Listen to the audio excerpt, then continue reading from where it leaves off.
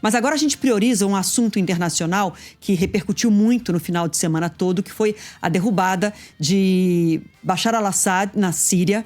Agora uma preocupação no Brasil é esvaziar a embaixada do Brasil na Síria, retirar de Damasco, a capital, todo o corpo diplomático, uma vez que não se sabe o que vai acontecer com a tomada do poder por um grupo que é muito heterogêneo, formado por várias milícias que derrubam um ditador sanguinário, que é Bashar al-Assad, mas não se sabe o que ainda vai acontecer na Síria depois dessa tomada do poder. Vamos falar com Alex Guzmão, que está ao vivo com a gente, trazendo as informações sobre a decisão do governo brasileiro de retirar todo mundo da embaixada. Não é isso, Alex? Boa tarde para você. Boa tarde, Adriana. Boa tarde a todos. Exatamente. O governo brasileiro, em razão dessa situação de insegurança, né, fez com que a embaixada em Damasco, capital da Síria, fosse desocupada. Eu conversei agora há pouco com uma fonte que confirmou em off que o embaixador André Luiz Azevedo dos Santos, ele já deixou a embaixada, já deixou inclusive Damasco, e neste momento ele já se encontra em segurança no Líbano. Assim como ele, funcionários do Itamaraty que atuam na embaixada brasileira em Damasco também seguiram para o Líbano. Estão todos aguardando, né, o que vai acontecer, o desenrolar dessa derrubada do regime de Bashar al-Assad, né, nesse final de semana, e o que vai acontecer. Como você disse, é um grupo de revolucionários heterogêneo com diversas facções, então não sabe que rumo irá tomar essa situação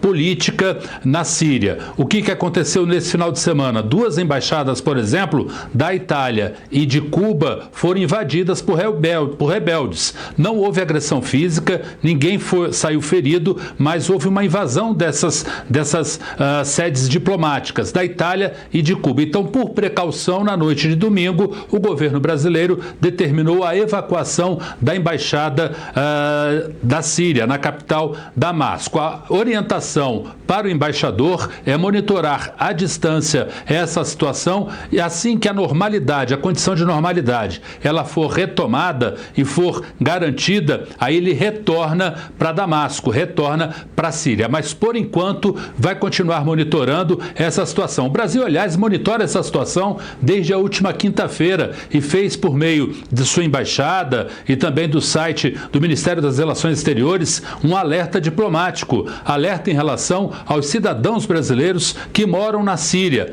Primeiro, quem puder sair do país, que deixe a Síria pelo menos momentaneamente, ou quem não pode sair da Síria, que permaneça de preferência em casa, em local seguro, evitando, por exemplo, aglomerações e principalmente situações de protesto. E para quem tem tinha viagem marcada, agendada para a Síria, o governo brasileiro, o Ministério das Relações Exteriores, o Itamaraty, recomenda que essa viagem, esse embarque, seja adiado até ter uma sinalização mais clara, né? Qual rumo vai tomar a Síria, né? Que vai viver agora, claro, um período de transição de um regime ditatorial para essa tomada de poder. O que o mundo, que os países esperam é que a Síria siga o caminho, claro, democrático, né? Com respeito aos direitos humanos, aos direitos políticos, e isso vai depender do desenrolar dessa situação. Agora, por enquanto, embaixador brasileiro em Damasco e também os funcionários da embaixada na capital da Síria, eles já se encontram no Líbano, aguardando que a situação volte à normalidade. Adriana. Sim, Alex, só para a gente concluir rapidamente, então, não tem uma lista de pessoas pedindo para ser repatriadas, nenhum número que o governo tenha anunciado. Por enquanto, é retirar o corpo diplomático.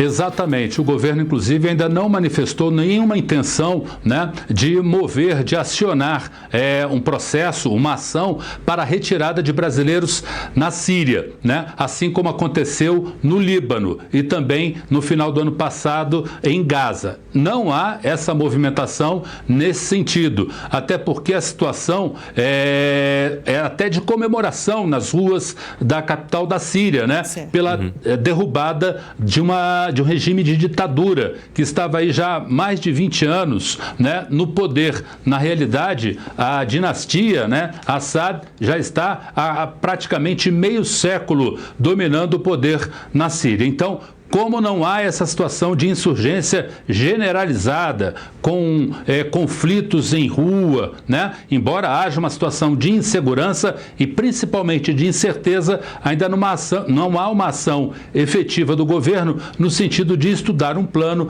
para retiradas de brasileiros lá na Síria. Adriana. Tá certo. Qualquer novidade, aciona a gente, por favor, Alex. Obrigado e bom trabalho. Valeu, Alex. Boa tarde para você. Obrigado pelas informações.